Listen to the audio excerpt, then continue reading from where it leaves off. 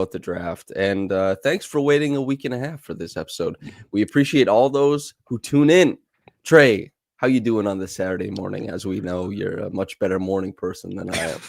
No, I feel honored to be on your illustrious Saturday morning pods. Like you really have your feet in the ground with all the viewers and really talking to them. So I'm glad you stopped gatekeeping this for me. Wow. Well, we've done Saturday. I think we've done like several. What we usually record Friday and then release it Saturday. We've gone live though. Because I'm dedicated to taking up more of your time than anything else. So anyway, on the docket for today for listeners is 4 draftees plus whatever the hell we get asked about or whatever the hell comes up. Collin Murray-Boyles has been requested in the comment section like a million times. Yep. He's an extremely popular prospect. He is, for some people, like a top 3 draftee sitting in plain sight. Perhaps a small shrub obscuring him, like Shaq standing behind the parking sign or whatever the hell. And we also we're going to reiterate on Jeremiah Fears because Trey has talked about him a lot lately between us and our friends. So I want to revisit what looks like one of the best guards in the draft, especially for Trey's perspective. Asa Newell. Yeah, I hope I'm saying that right. I thought I heard it as Asa. And then Kon Knueppel, however the hell it is. We have some players to talk about here. First thing I want to ask you, though, Trey, is I do actually want you to, because they gave me grief for this in the comments section. I hope you know. Oh, I didn't say. Trey, pulls up. I forgot. It's Saturday morning. Especially, I'm not even doing this at like 1 p.m. when I usually do. Also like the podcast, Joseph in chat. Thank you so very much. Yeah, like, comment, subscribe, all that good stuff. But so I was getting grief because I said last podcast, I was like, we have a glut of wings. But then you were like, I'd like a guy between, this height and this height. And then we talked about it.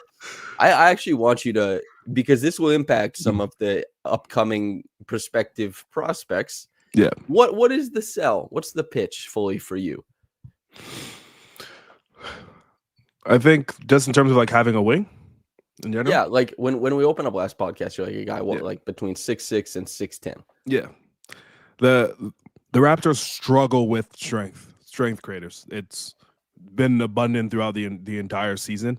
The only guy that really you want to throw like power wings on is like Scotty. And when you do that, you're pulling him away from the rim. And the Raptors defensively, their shell is always the best when Scotty can roam from baseline to baseline, blow up actions, tag rollers, come over to ball handlers and offer more length and resistance. They've often thrown like Ochai Agbaji on like OG Anunoby, Aaron Gordon, guys like that, because like Grady's defense isn't at the level that he has, even though he might have the length necessary to guard those guys. Like the strength isn't there, and Ochai, I think, lacks both. So there's like a clear gap, and you play teams like the Knicks who can just bludgeon you on the glass, continually get downhill. I want to create a scenario where Scotty can be in the best position defensively in order to create as much havoc as possible, instead of using his utility, even though he's shown this season he can do it. Use his utility around the court. I want to make it impossible to score around the rim, and Jakob and Scotty have already shown that they can do it. Okay, that's a really great answer, especially for 11 a.m. on a Saturday. for me, I couldn't possibly. ND in chat says we have a lot of quote unquote small wings. Yeah, we do. Shooting guard, small forward. We lack small forward, power forward, big wings. The Raptors used to be a big wing team. The team used to be made out of big wings, but no, it's true. They do not have that. And this is one of the prime things that I think will determine how good Kon is at the next level, is that like small wing versus big guard thing. Do you have the handle to justify it? We'll talk about all that. But the guy we should talk about first, and I'll clarify, I actually think a backup big is probably, for the Raptors, maybe not in the draft, but what this team needs most is front of mind for me. Collin Murray-Boyles is 6'7", 230 pounds. He is a sophomore out of South Carolina. The stats are 17 points per game, 8.3 rebounds, 2.4 assists, 1.5 steals, 1.3 blocks, 58% from the field, 26% from the three-point line, 71% from the free throw line, 63% true shooting. He is probably the funkiest player in the draft. Just from what I'm seeing, his movement pattern is unbelievable. He's probably the most interesting mover in the draft. He is so premeditated in his process, but he's so powerful and so athletic that he just overpowers and adjusts in air and makes stuff work. Yeah. He has been requested for us to talk about many times. You watch more college basketball than I do. Even before we did this deep dive in, and I know you've done it over the past couple of days, but even if you can go back, like, what is your introduction to CMB? What are you thinking about when you see him? Like, again, like, he's the most unique player in the draft and probably the hardest read and most divisive player I've seen online. Like, some people have him as high as 2 because, like, the numbers pop out. Like, he's super strong defensively. He can separate with strength and score on the post and is a great processor. But he's also 6'7", so some people have him much lower. I think my introduction to him was definitely like earlier on in the season where he looked like he had a chance of winning like the Naismith Award because he was averaging closer to like 5 stocks a game. At that size and at that length is super impressive. Like, when I think about him, I'm unsure if the offense is going to be good. I think he has a decent handle and actually can get downhill fairly well. But at that size and vertical pop, it's hard to know if the strength will be able to overcome some of those things. Because you see a guy like Mobile who has really good vertical pop in college, that didn't necessarily translate in the same way. So he's going to have to – his strength will have to be upper tier outlier for his size in order to separate and score. And that passing – the passing that he has at a connective ability also needs to probably be Scotty Barnes level to get to where he wants as a player. But he's a very Raptors-y player, especially like Vision 6'9" Raptors-y player. And he does everything well. I could see him like being one of those guys who are impactful year one. So when I was watching him, the vertical pop, I think vertically is not as much there. Yeah. But I think horizontally, I think he covers a lot of space. I think he's a very quick jumper. You see it on defense, yeah. Yeah, and you definitely see it on defense, which we'll get to. But Mobile, I think, is not as fluid as CMB is. I think CMB is very uniquely fluid. And for anybody who wants this fun little stat, because I know there are some people who really like the advanced stats and really like some of the predictive ones. For example, like box score plus minus, there's a trio of players, Collin Murray-Boyles, Draymond Green, and Zion Williamson, that are basically sharing, like, they're in the same range of box score plus minus. Now, some people don't like box score plus minus that much. Some people do. I'll just leave that out there for if people like them, start dreaming, go crazy. If you hate it, start hating, do your thing. So offensively, and this is what, Josh shared with us as well, that so Josh Codenera, the Trey's name is Trey Scoutum, it's an ode to Josh, but Josh watched CMB in high school because he watched everyone in high school because he was there at the birth of these guys. He's seen it all. He watched him in high school, and he says watching him transition to college, he was surprised to see that he was able to develop the skills to be a high usage option, and that's a really great indicator of his work ethic. And to that point, CMB, he even got to participate in like screen your own actions, which is where he's a really strong initiator. So teams are just going to switch out and try and bump him out. And you have the other player coming to set the screen their own man who's preparing to switch. So you turn the corner. These types of plays are often set in the NBA for guys like Luka Doncic and LeBron James at times. And these guys who are like these jumbo, or Jalen Brunson, these jumbo creators. And CMB was able to use that type of play at the college level. Going downhill, I think he's able to access, because Mobo, for example, was really dependent on dunks, but because of that horizontal jumping speed, CMB can punch through gaps and reach the glass before help side gets there. He can adjust in air around guys. So I actually think, and again, neither of us are experts. This is just us taking a crack at it. I think that his finishing will translate right away to the NBA. That's my guess of it. And I think he has an above average handle, obviously, for like his role. I think that he can finish at the rim. I think he has like a wonderful nose for contact and all that kind of stuff. Then it becomes about, obviously, because I tell anybody listening, like, you can go pull up a video of him at the same time as we're talking, just put it on mute. You'll see he is Crash Bandicoot going down to the rim. It's like madness. The thing is the shot. Yeah. Then we can talk about, like, does he have the off or the athletic juice to like make everything work without a shot? Because the shot 26% from 3, right? The mechanics are pretty clunky. I wonder where you sit on this, Trey. I don't see him being a shooter in the NBA. Just one, like his mechanics just they're very slow and kind of is like I wouldn't say Boucher-ish, but it still has that elongated shot put. There's a lot of flick. Yeah, a lot of flick. Which is tough because you won't have that much time in the NBA to get shots off in that standpoint. And I honestly think he's, even if he became a 34% like spot up shooter, he's less dangerous outside there. Like where he produces is inside and utilizing his like quick processing skills to like create for others and do damage across the board.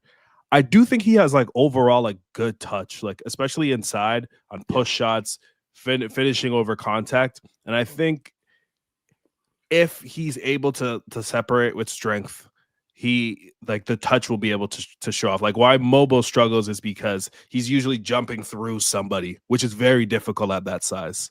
Whereas if you can create that space, separate, and then finish over top of people, you see Scotty Barnes actually does that a lot. He separates with strength and utilizes his length with his arms to finish in that standpoint. It likely would have to be the same. For me, I don't look at the shot as a reasoning of why he'll succeed or why he'll succeed or fail. I think a lot of it will be the finishing inside. If that works, it'll allow him to be a really good passer and one of the better ones in the league, and he'll have a role in the NBA for a long time. Yeah. Kevin Logans asks, any news when the shows will be available again through podcast feeds? It should be, you've had it back for definitely over a week at this point. The Rapcast, it shows up for myself on Spotify and on, well, I don't have Apple Podcasts. Do you go through Apple Podcasts or Spotify, Trey? Does it show up on Apple Podcasts? Somebody out there, I'm sure, will in the comments will say, I think it's back. I've been posting it back to that stuff. So we should have it back. Thank you to everybody for hanging with us while it wasn't available and just listening on YouTube. Yeah, the finishing, I think we talked a little bit before the podcast went live. I'm a little higher on CMB than you are. Yeah. And it probably is just that question of finishing around the rim. I think it'll be there. Defensively, let's talk a little bit about the playmaking first. He's a very predetermined scorer, but he's a pretty strong reactive playmaker. He makes a wide array of fun passes. For a big man or a big wing, there's basically like no pass he won't make on the floor. It's not super, super consistent, but the flashes are there. And on a bigger NBA floor, somebody with his athleticism, his speed, it might be something that actually pops a little bit more. I think, not to give like too much away, but Asa Newell actually, I think it will be a good short roll passer at the next level too. But I think CMB, the passing, I know you like, there has to be like Scotty Barnes level stuff, but I think he'll be able to get to different spots than Scotty and without bumping and grinding quite as often. Like, of course he can. Yeah. Depends on the matchup really. But you know how like Karl-Anthony Towns is a really good driver if he's defended by 5s and he really struggles if he's defended by 4s. I think CMB will be a guy who's really, really good kind of attacking bigger players, getting past their hips and making plays that way. And then I think wings will have a decent time with him because of help defense. And if he ever gets a mismatch on a guard, I think that'll be free food. Raps VE says CMB really does restrict your roster building, though. He needs the perfect circumstance to work, in my opinion. I probably am not that pessimistic, but yeah. Let's he's a funky player. Let's be good first. Let's win some games first so we can worry about roster construction. So I need your thoughts on the playmaking. I think next to Derek Queen, he's probably like in terms of bigs, like the next best in the draft. Amen. Special. But I think on an open floor, it's going to pop a lot better than it did in college. In college, it was good. South Carolina didn't have great shooting around him, and what I really like about him, and I think it's better than Derek Queen actually, he makes decisions very fast, and he's able to exploit the defense in ways where he knows that teams are going to pack in on him, and he can make the next read fairly quickly, which I think will be really good in the league, especially as like a short roll operator. Typically, like short roll bigs, and Asa Newell is sort of similar. They have the pass to the corner, they have the dump off pass. CMB can make multiple passes, reset the play, and continue moving the balls. One of the reasons why Jakob Poeltl is really great for the Raptors and like helps the offense with his playmaking. I think with CMB, his playmaking often like it extends out throughout the entire court. And I think if he's able to like again finish and cause and be a force offensively, you can put in the Raptors context, you can put him on a bench lineup and have multiple shooters around him and be very dangerous and defensively, which we'll talk about later, like hold up, which is where you think the upper echelon of his like potential stardom could be. I think it's starting first with him being a very high playmaker who has the ability to get downhill. So ND in chat says, seen a lot of people comparing him to Mobley in terms of what he can provide on but he's like 6'7", while Mobley is 6'11". I think just as the last mention on the offense, I don't find him similar to Mobley on offense at all. Mobley is this like long, lithe stepper in the lane who has passivity, and relative to size or position, I think that CMB is rapid and overtly aggressive and much different than Mobley. Although they do have the same shooting limitation, which Mobley is currently doing a good job of stepping over. We'll see how, like, I think that the Pacers will make Mobley shoot a decent amount of this upcoming series. I guess we'll see. Mel says, I heard CMB's comp was Julius Randle. Any truth to that? That is closer than Mobley, I think. I obviously, in the comment section, we've heard Charles Barkley. You watch him play. You watch him play, and it's fun and easy to go there because he is very physically imposing and small for his position. But you can't get the Barkley comp until you are kind of like Hall of Fame level at a small size. Like, there hasn't been a Barkley since Barkley because he's such a like 6'4", and doing that. Like, Josh Hart is probably the closest guy, and Josh Hart isn't close. So yeah, anyway. Okay. Or we'll ask one more thing. ND says, do you see a world where CMB can act in similar spots as Pascal was in terms of the mid-low post stuff? I wouldn't expect that at all. This is something I did with Ben Pfeiffer a couple of years ago, was that we did like a retrospective scout on Pascal Siakam. And one of the under-discussed things about Siakam as a draftee was everyone says like he couldn't shoot. He was, I believe, the second highest or highest volume mid-range jump shooter in college basketball. Like Pascal Siakam was. He was not new to shooting jumpers. He was not new to that position on the floor. And Pascal certainly didn't run as much stuff on ball as CMB is able to. Chapo agrees, obviously. But I'm curious, do you see any similarities between, CMB and Pascal? No. One, because of fluidity. Like, he can operate in very tight spaces within the mid post, and that's one of the reasons why it worked really well with Scotty. Scotty could throw him the ball, and within 0.5 seconds he could split through. He can make a turn before the rotating big comes over, score that way, or also had like some of the playmaking chops to operate in that sense, and or shoot over that person, especially when he got switched over like a smaller wing. Yeah. With CMB, I think it's more deliberate. It requires him to back down guys, separate with strength, and that takes time. And with that time, like rotating bigs come over, and it makes it a bit harder to operate in those tighter spaces. Yeah, that's a great point. Like you're also.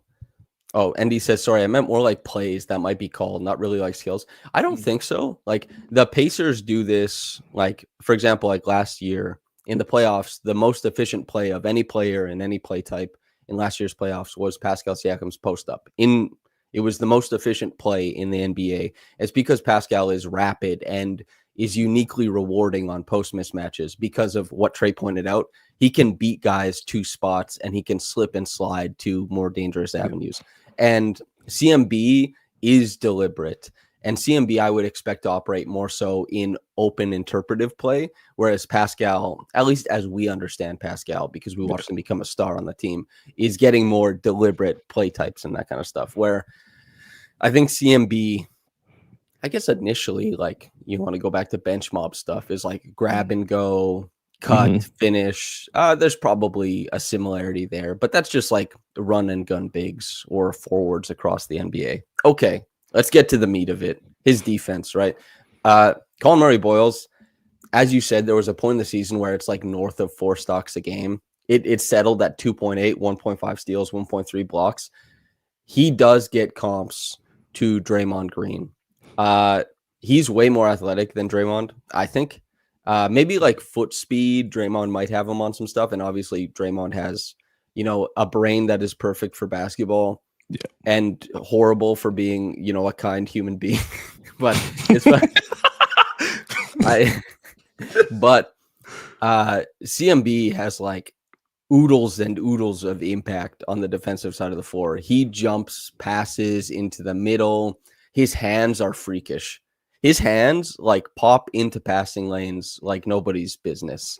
Like a guy he'll try and throw like a hook pass and CMB will meet him on the other side of it. That doesn't happen very often. Like usually guys intercept passes when they have space, but CMB like meets guys and he jumps into their space and creates like these defensive playmaking opportunities. And he's pretty heady as like a backline rotator, and his foot speed is quick enough and he understands like enough that he can step out on guys.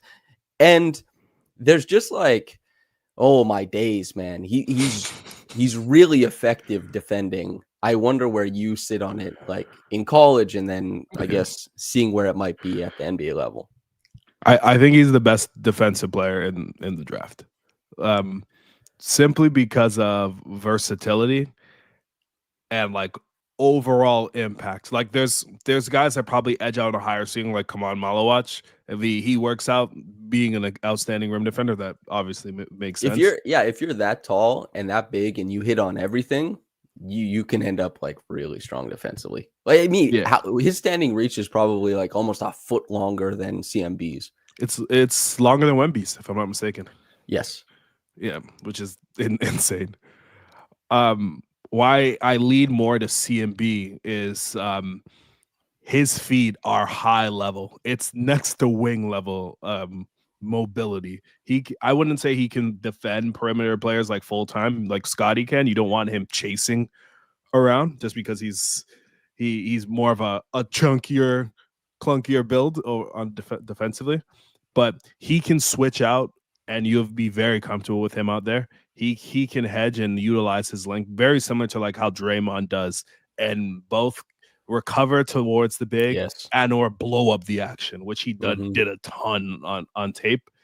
He has the requisite strength to guard other bigs, and especially bigs who are even taller than him. He has the strength to hold up in terms of the posts, and he have the length to defend them when they're posting him up. He's really good at that stuff. And his, like we mentioned, his pop like horizontally and how he can cover ground in terms of the court is his best skill defensively. One of the reasons why Draymond Green popped out is because he can make Steph scram, come over, stop over the initial action, and then race over to the other side and guard like the opposing 3-point player. And he did a lot of that at South Carolina too. And I think if you're a team like Oklahoma City and you're next beside Chet Holmgren, this is exactly the type of player they want. They tried to draft something similar, like a Dylan Jones, for example. Teams like the Spurs have tried to draft someone like Jeremy Shohan, who shows some of those skills. But it's very rare that you see a guy who can cover this type of ground, but also have like the anchor and strength to guard in the low post and not give up ground in terms of rebounding, which is the end goal for what you want on defense. Like, not to bring up Mobo every time we mention him, but Mobo does a lot of the similar things. but because of his anchor and strength and size, the Raptors had a really hard time holding up in terms of defensive rebounding. Yep. Because guys that CMB's size typically can't move the way he does. So if you're drafting him, I think you lean into the defense, and you might have some lineups where you have him and Scotty Barnes both racing around doing the same things, which would be like insane. I was watching because I was like, I'm trying to figure out what separates this guy. So I was watching, like, I'd pause when the ball is about to get thrown or when the player's in the process of making like exterior, interior pass, the kind that, as far as like, like you see Draymond jump a lot or great defenders jump a lot, and pause it when that player's developing it and see where the lean is. See if CMB is like reading it early. And he really was early on a lot of stuff. And like, does that leave him open to some manipulation from guys like Luka, for example? Sure, who are going to look him into certain rotations and pass out of them. But it's a really great indicator that he's like getting there, because we talked about like, oh, it's great that Grady makes these types of reads. He clearly sees what the offense is trying to do, but Grady's not fast, so he didn't win any of those. CMB is really fast, so he can win a lot of those situations. He is extremely impressive on that side of the floor. I think he could have a wide variety of use defensively in the NBA. I don't think the 1 through 5 exists. I don't even think he's like one of those fake 1 through 5 guys. I just think he's like, big 2 through regular sized 4. He's had really good defensive games over and over and over and over again. Cosmo says, I know Samson probably hates Danny Wolf, but I like him a lot and think he'd be a great fit on the Raptors. I've seen so little of Danny Wolf. Yeah. I know, like, there's I think Curly said he liked Danny Wolf when we were talking about him on the podcast. I've hardly seen a thing of him. But is there anything on CMB before we move on to Jeremiah? I guess in a situation, I'll ask you, CMB probably comes into play if the Raptors fall, most likely. Fall closer to 10. Unless they love him. Yeah, that's true. He fits the mold of what the Raptors have drafted for 10 years of Masai. Would the concern of him playing next to Scotty and or Jakob deter you from drafting him? No. I really don't think that stuff is as important, because I think good coaches figure out, like Darko figured out the Pascal Scotty fit. After a while, he really sorted out how to use those two guys next to each other. And the offense was in a strong place before, everybody got traded. I thought is even with OG in there too, like they sorted out where their advantage was. And the viability, like if they had gotten to the playoffs and matchup basketball, I don't really know. But at least in the regular season, like they had it sorted, and it's the coach's job to make good players work. And I think it's more often that a good coach makes good players work than it is that you say like, this just can't fit. It doesn't make sense. I think it's more common that a player just didn't perhaps develop and like isn't that impactful, isn't that good. Like the Spurs, for example, with Derek White. I mean, they knew that Derek White was really strong. They just were like, it's time to move on. We're rebuilding. And like they gave, I guess, Derek White like attempts to be a number 1 guy, or at least a number 2 guy. They saw that was in his game. They saw the really impressive stuff, but they just as a team didn't bring enough other great players, and they moved on that way. But Derek White, he did his own thing. He sorted out his jumper with Boston. I think it's more so if they love him, bring him on the team. Yeah. And the same way you and I were like, who cares if they draft a guard? Like, get good. The same thing can apply for their wings or forwards too. Top Shot Tesla says, did I miss any announcements around lottery/draft in-person events? I'm very sorry to say, no in-person events. Those are not like, those have all been put on hold since the changeover. Like we haven't been able to plan or try anything like that. So Trey and I will be, both of us, on a live stream for the lottery. S will be on as well. I don't know who else, but if the Raptors drop, you can see Trey drop to his knees, dude. That's gonna be. I would lose it. I mean, you need for our friendship. Please bump me down if you see the Raptors at 10. Please kick me off the stream. Yeah. Also, thank you for the $5 Top Shot Tesla. We appreciate it very much. And yeah, Pedro Toad says, think you go best player available regardless of where the pick lands. I think so too. And I know basically that's the joke we're making, is like you really don't hear people argue the other end, but fit informs how good somebody is. Fit informs best, so that's how it is. Jeremiah Fears, we won't go too long on, because I thought we'd talk about CMB for like 10 minutes. We're 30 minutes in. I don't know what's wrong with us, dude. But good. Jeremiah, we've talked about before. I just want you to re-clarify your stance, because you're stronger on him now than you were in the past. So for the stats, for anybody wondering, Jeremiah Fears, 6'4", 180. He is the slight guard, freshman out of Oklahoma, pretty young freshman. 17 points, 4 assists, 4 rebounds, 43, 27, 84 shooting splits with 56% true shooting. He is a guy who gets to the line like 6 times a game. He shoots well from the line. He is a high volume pick and roll ball handler. He's an accomplished pick and roll creator. He was very compelling as a player in March Madness. He drives a lot. He's not super efficient on drives, but electric ball handling guard. Trey, fierce. You got any nicknames for him yet? What's the marketing process? It's just have no fear. Jeremiah is here. I think that's what I would say. The litany of fears. Jeez, dude, the litany of fears.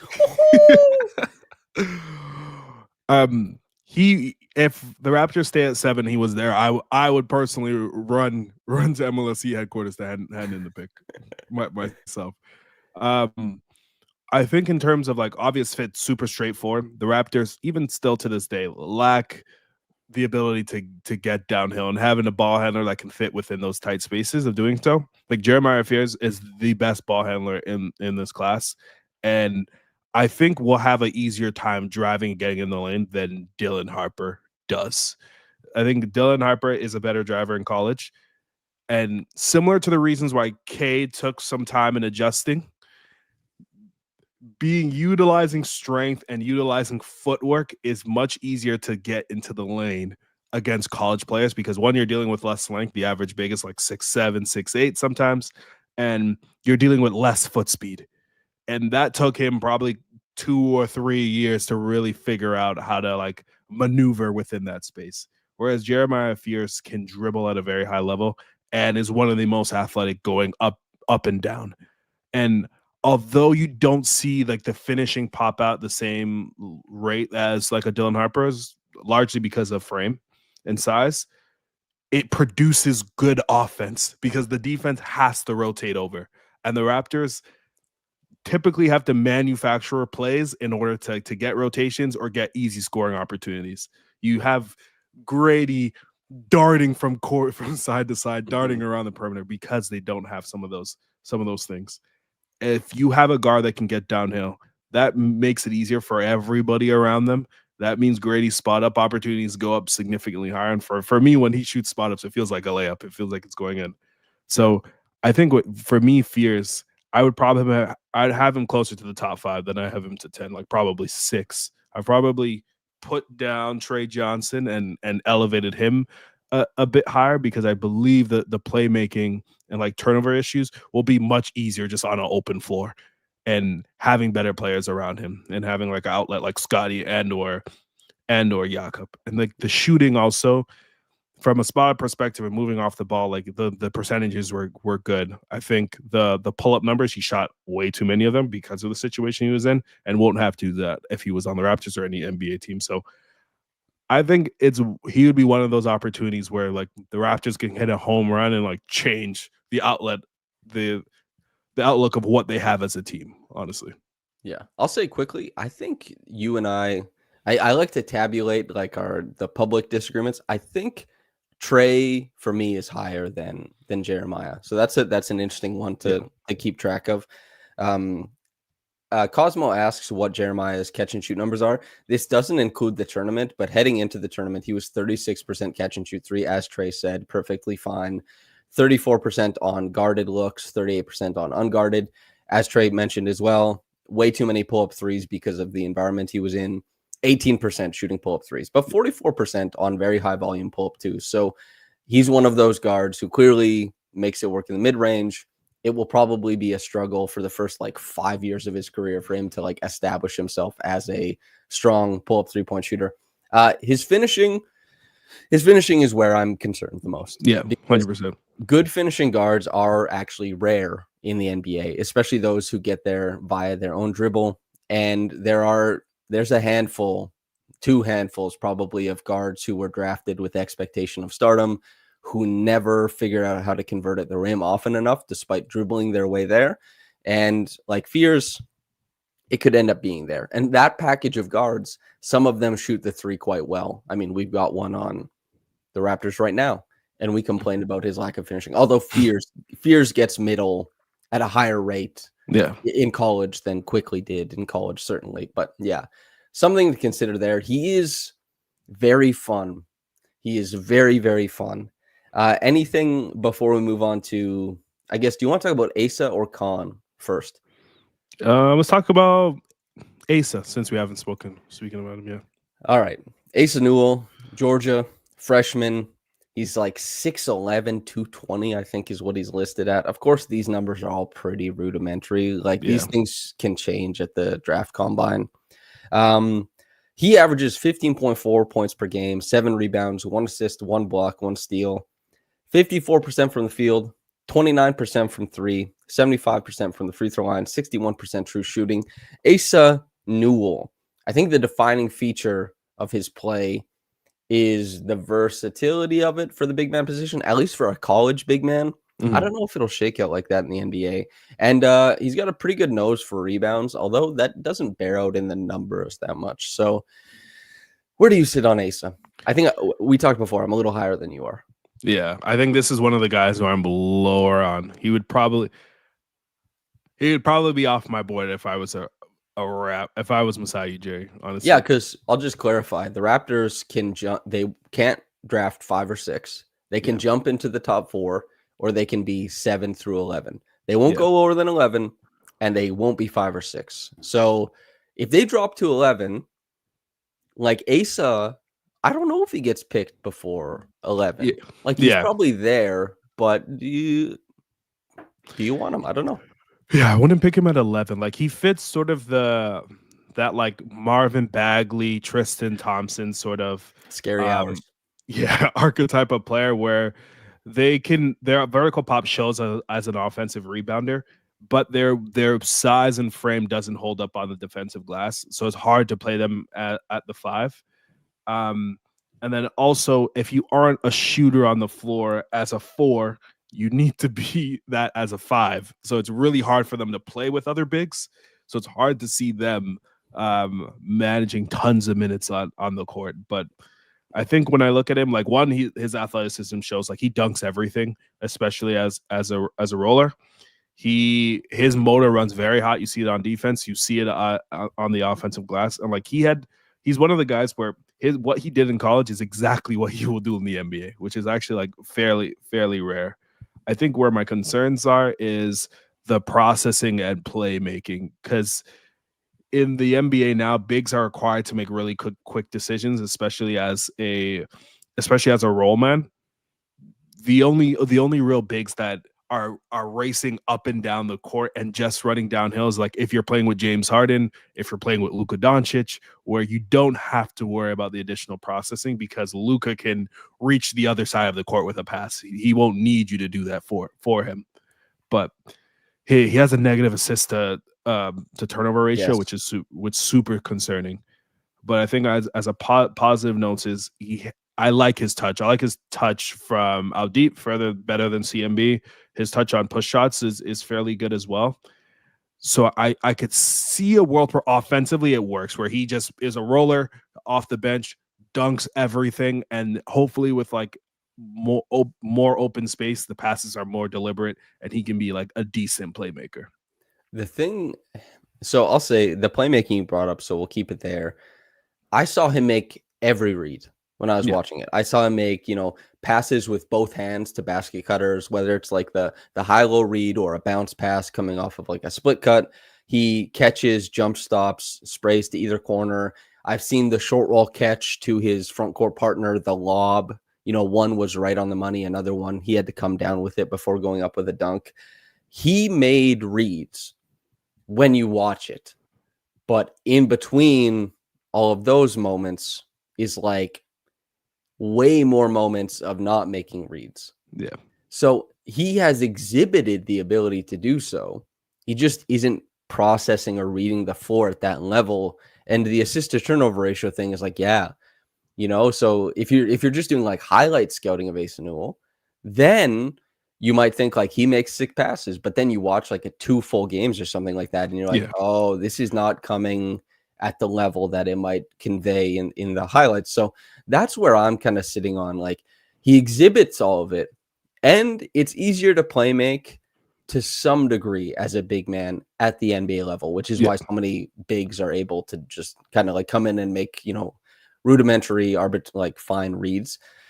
I think he'll be perfectly fine as like a short roll decision maker in the future. I do believe in the jumper. I actually think the jumper comes around. I think it'll be a real part of his game, the 3-point jumper. Now, the thing I didn't like was like low man defense. I'm not convinced he's a center there. I'm not convinced that, again, he's a freshman, so egg on my face maybe looking back at this, but I just, I don't know. Cosmo says, I think assist to turnover ratio can be misleading for bigs because of offensive fouls. True, but it's only 1 assist per game, right? Like, it's like if this was like he was getting 3 and 4, then it's something. But Asa as the low man, Asa kind of like commanding the back end. He and who we talk about next, Kon, there's a big swing between playing the 5 and playing the 4. And that's why when you say like Marvin Bagley, it could be scary hours, because there is a handful of guys who, if they're playing the 4, it can kind of work on one side of the floor, but it doesn't on the other.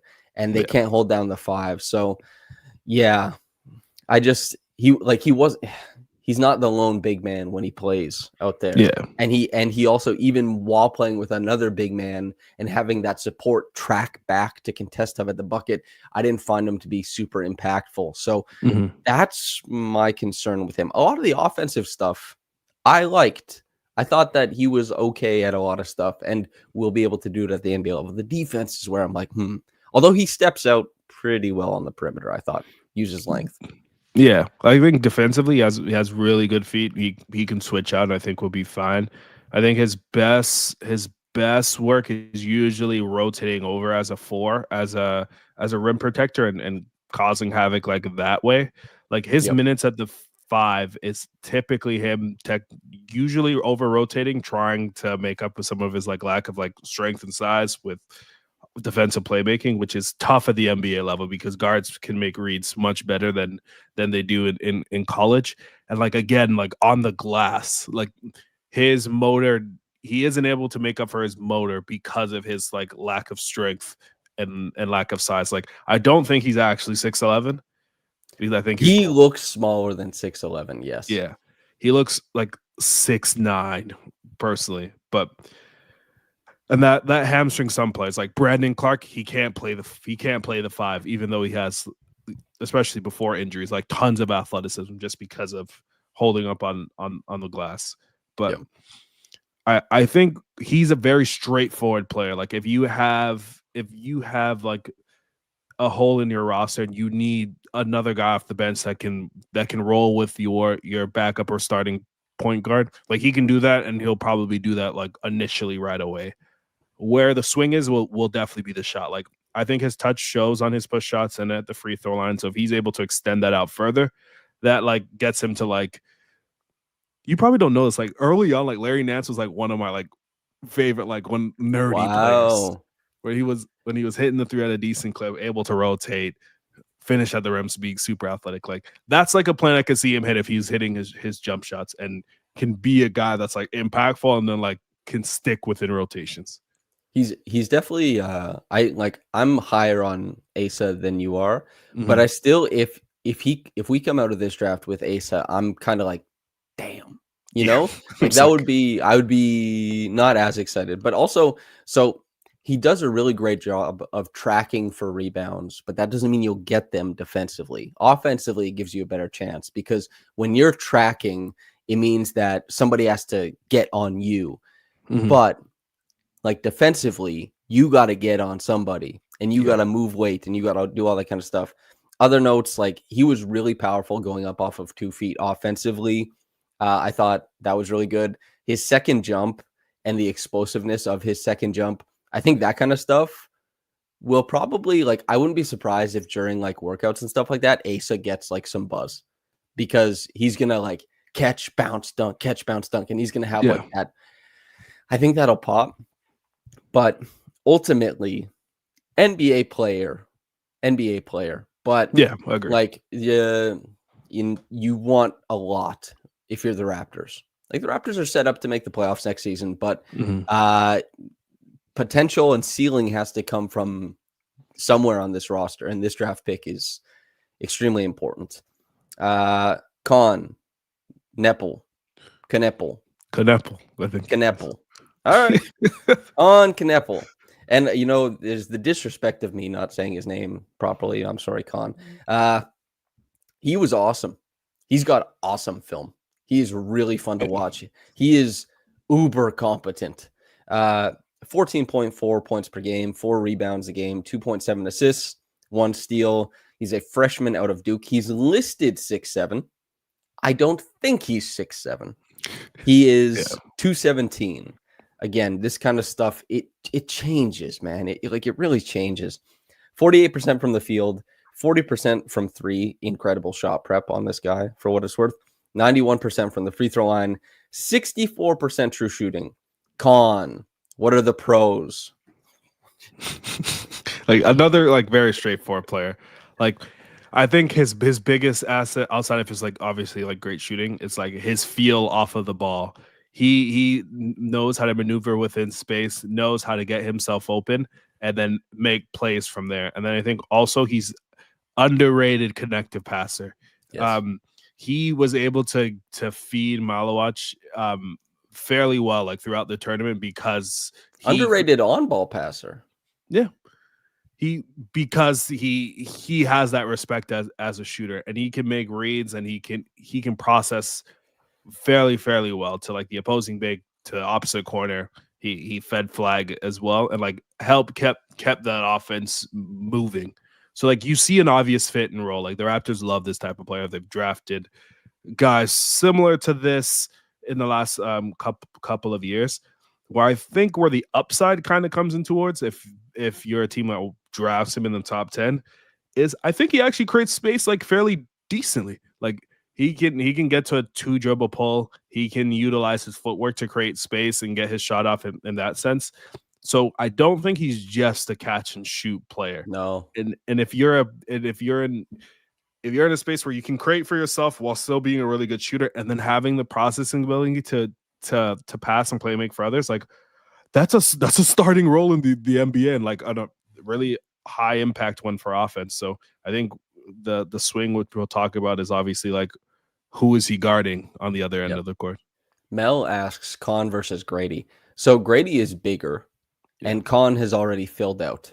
That's the big difference. So Kon is like much better prepared to be the best version of himself already. Grady obviously has significant ceiling if he gets there, but Kon has better college tape than Grady did, I think. Kon makes better plays on ball. Kon is more comfortable with a live dribble, making those reads, putting guys in jail, like staying baseline, using his body to get middle. Now, as shooters, Grady, I think, was a more impressive shooter with a wider array of shots, but Kon has a quieter shot mechanics. Kon probably will be a better catch and shoot option. And especially with his shot prep, like you can just see when he's running off a screen and then the back pedal when his defender shoots the gap and he catches in, like his shot prep is really strong. He gets to a spot, he hits. I think Kon is not a better prospect than Grady, but he is a better college player than Grady. But also Kon, like think about the team he played on. Pretty simple role. And when he's dribbling in the lane, the digs aren't coming as heavily because one, you have to respect Malwatch as a roller and a lob threat. Yeah. And so the big is like backtracking, backpedaling. The digs aren't coming as heavily because somehow Cooper Flagg was like actually an awesome shooter. It's just Kon had an easy role, but he looked good. When I watched him, I was like, this guy is good. Cosmo says college heights are biggest lies ever told. Agreed. I was when I signed my letter of intent and they were drawing up the roster, I was listed at 6'1", baby. Trey knows damn well I'm not 6'1". Oh, man. So, Kon, I mean, the big thing with me, and I know I saw like you go watch like a highlight package or something. Everyone's like, is this Austin Reeves? They have the same haircut and they have like similar body proportions. Austin Reeves was also just a much older player entering the league who had mastered all of the like in between stuff. And Kon isn't there. And that kind of stuff is tough to know. It's like, the Spencer bros, like the bastard basketball all the time. Kon potentially could become a guard, a good enough on-ball guard. I think if he played bastard basketball, I just don't know if he'll play bastard basketball. Like, the guard wing thing is massive for him in implicating like what type of how good he becomes. Yeah, if he can guard wings, it changes a lot and opens the floor up significantly for everybody else. I don't think he has the foot speed though to guard wings, and I think he with some of the larger wings in the league, I don't think he'll be able to have the strength in order to keep up with them either. Like, I agree with you. Like, his frame, he doesn't have like the gangly, long, awkward body like a Grady Dick has. And I look at Grady more of like a scorer than like shooter.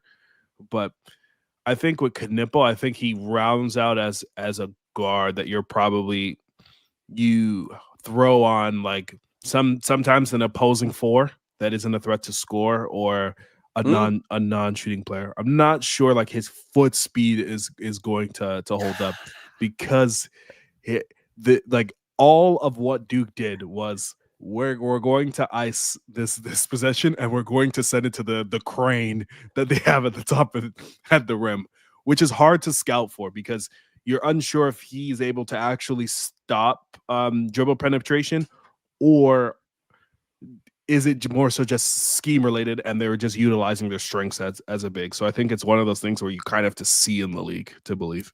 Yeah. So we have $5 from Top Shot Tesla. Thank you very much. Says, quote, but is he a gym rat? Sneaky athletic, deceptive speed, high motor, cerebral, high IQ, type you want your daughter to date. It is funny, like when a white guard or white wing is good, we all repeat. Well, not you and I. Yeah. The larger commentary apparatus says all the same shit. And for years, it still hasn't developed past that. It is kind of funny. The sneaky athletic thing. Awesome. So you know what? This happens to me too, man. Yeah. Within the group chat, I don't get my respect as an athlete either, dude. Coach on the floor. I got called a lunch pail player. I almost jumped off a cliff, man. No.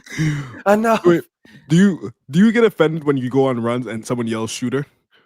Nope. That's nice. That's helpful because I'm gonna pump and go middle. That's true. If I see a white guy and I've never seen him, I'm running to the 3-point line. I'm yelling on the shots. That's shoots the piss out of the ball. So I think that's kind of where I sit with everything. But as far as like anything else, I don't I'm fine getting the shooter tag. I'm perfectly okay with it. Yeah. Top Shot Tesla says, dad was a coal miner in Saskatchewan, if you can believe it. Holy moly. My dad mined gold for a little bit. There's a gold mine in Saskatchewan, and my dad worked there when he was younger. I wasn't yet born. But that's I come from a line of laborers. That's why I'm built this way. All the labor going on. Have we missed anything with Kon? Do you think? No, I think he's like super straightforward. I guess we haven't really talked about upside. Do you see upside from him and maybe being higher than like just a starter level player? Higher than starter level would surprise me. Yeah. That would surprise me. Because it's hard to be better than starter level. It's hard to be starter level. Yeah, that's true. I don't think Kon goes north of that. However, let's say they're at 9 and they draft Kon and he's like, let's say he guards wings on occasion and does fine enough on a number of guards and can run like second side ball screens and can attack closeouts and like catch off like a wide pin and throw a lob and hit shots. Like I think he would be very helpful, and that would be like on its merit a win. But yeah, when we're sitting so far out from the draft, our job is to not dream of competency, but of stardom. And if you're doing that, I don't think Kon represents much of that. Yeah, I agree. Like picking him at 9 would be like a eat your vegetables type of pick where you're not that excited, but like it's obviously going to help the team and help like the floor of what you're offering, especially like off the bench. Like he's good rotationally. He understands where to go, and then also has like the strength to hold up against like some of the smaller guards. And like as a bench role, like that wins you minutes and wins you lots of regular season games. But it wouldn't be exciting. It would be, I would give it a thumbs up though. I think Cosmo said, "What is bastard basketball?"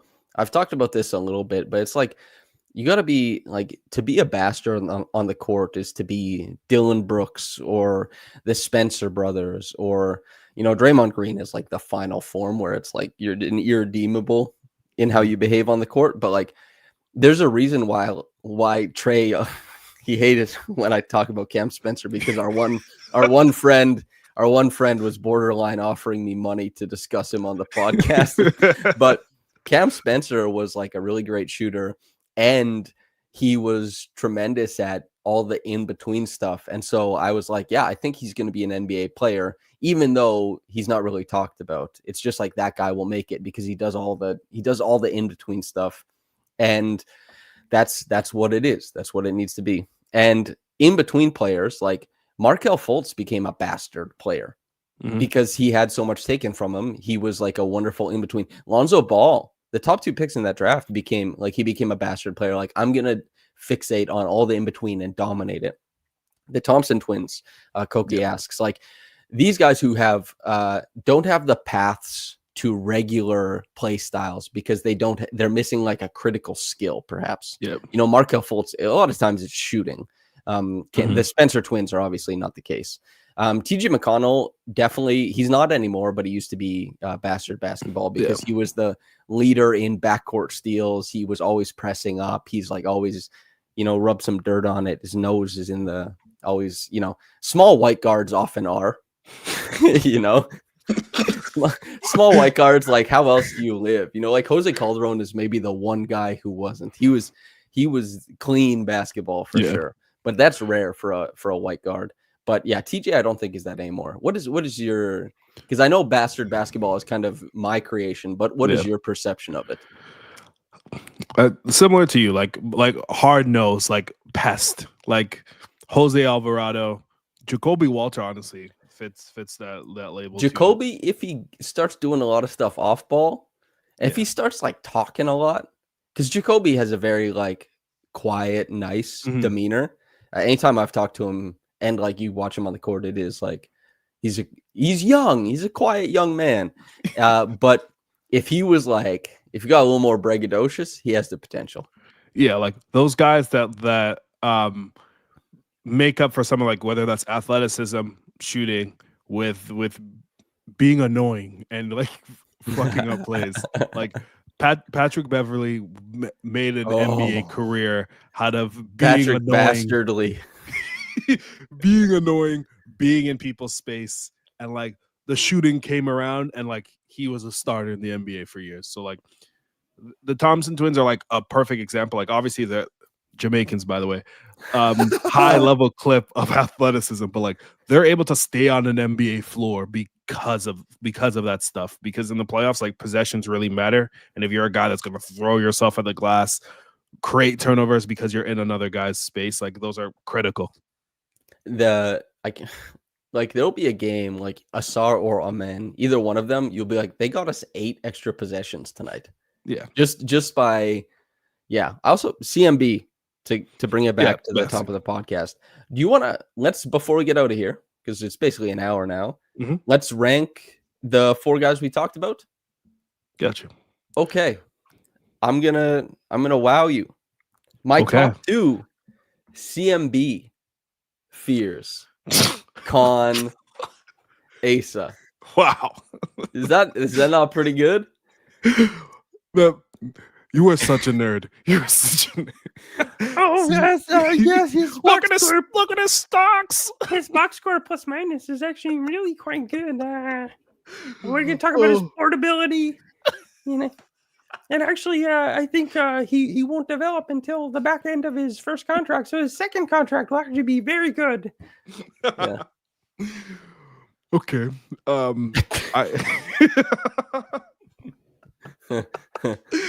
I've got Fears clearly. Fears, CMB, Kon, and then Asa Newell. Like Asa Newell, I don't even think he's an option for the Raptors, honestly.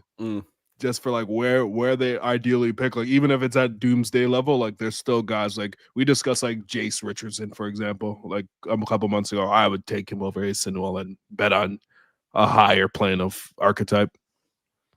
Yeah. Koki says Kermit Folk. Well, as you know,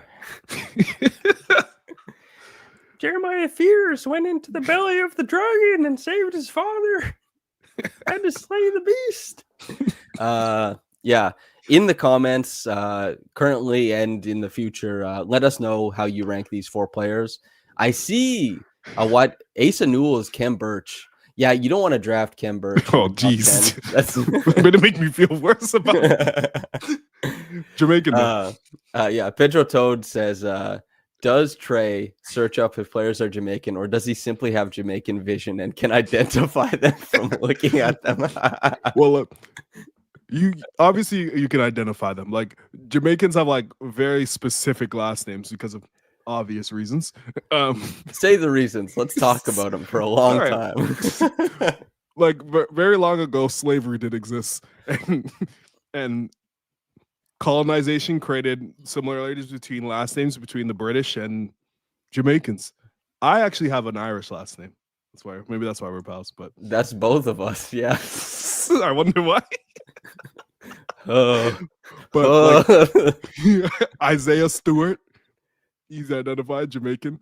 Thompson, he's identified Jamaican. I'm hoping in 2028, Scotty Barnes, and don't hate me, people. Scotty Barnes, both the Thompson twins, like just a slight snub. They can go to the camp, they cannot make the team, and then come on down to Jamaica. Hopefully Norman Powell's still good, and I can assemble a bronze medal team if I'm given as many resources as possible. Wait, before we get out of here, the starting 5 of the bronze medal team from Jamaica, what is it? All right, so we have both Thompson twins. Yep. I'll make them our guards. Why not? Actually, Norman Powell will be my starting point guard. That's fine. Wait, does Jamaica have any point guards? No, not right now. Are you guys think about this? I also want to ask you this: is Jamaica a country that would make point guards? Do you think? No, I don't think so. It's long, it's athletic, it's creating more space with your movements. I'd have both Thompson twins. I'd have Scotty as my 4. And then Mobley as my 5, and then Isaiah Stewart is my 6 man. Mobley's making that team in 2028. Damn. Unfortunately, he's definitely yeah. VJ, is he 6 man or does he slide into the? 5? He's gonna play for the Bahamas. Bahamas has a good team. Yeah, right. They have Clay. Clay's not gonna play in 2028, but they have Buddy Hield. No, they're not making it. They're not gonna have it. I think Scotty can make up for Isaiah Stewart on defense. Bronze medal. I think a bronze medal is doable. On the FIBA floor, that would be interesting. Yeah. Yeah. Who knows how that goes? That team is ready to rumble, dude. That is bastard basketball. The Jamaicans are playing bastard basketball, dude. Like it might have like a 60 offensive rating, but nobody's scoring on them. Yep. Canada has gold in this scenario, right? I thought like this year was our year, or like last year was our year. I thought maybe, but they actually should, because I was like, who's going to age out? Wiggins, but Wiggins didn't play. It didn't matter. I thought Jamal Murray aging out would be terrible, but it doesn't matter because he wasn't good either. Nembhard and Shea and Edie and like Lou Dort. Dort will be a little old in 2028, but man, Canada should have another really good shot at it. And we're going to have Edie out there. And we're not leaving it to these tiny little bigs. These tweeners, man. Get them out. That's why you and I, Asa Newell, were like, tweeners. Canada needs like one more guard to pop off within the next 3 years. Whether that's like Shaden Sharp, whether that's Benedict Mathurin. I've kind of lost faith in Benedict Mathurin, honestly. But when I watched all of Matherin's assists and like 4 of them on the season came with a live dribble, I was like, oh, this is actually really bad.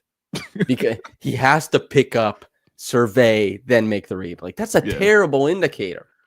You gotta be able to make live dribble reads as a guard, and especially as a guy who's like, give me the ball. Yeah, it's tough. So like, if Shaden Sharp ends up being really good, he's actually had very good games against the Raptors this year. But like, he's very fun to watch in person. Yeah, if he was good, and you throw that next to Shea and Edie, like they could be a good team. Yeah, Dylan. Do you think Dylan hangs in? Dylan will play FIBA basketball until he's 39. He's a bastard. He makes some space. Yeah. Bastards have unusually long basketball lives as well too. Yeah, that feels like a podcast. Yeah. All right, everybody.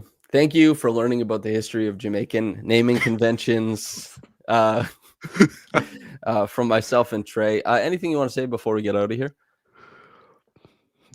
Jamaica to the world.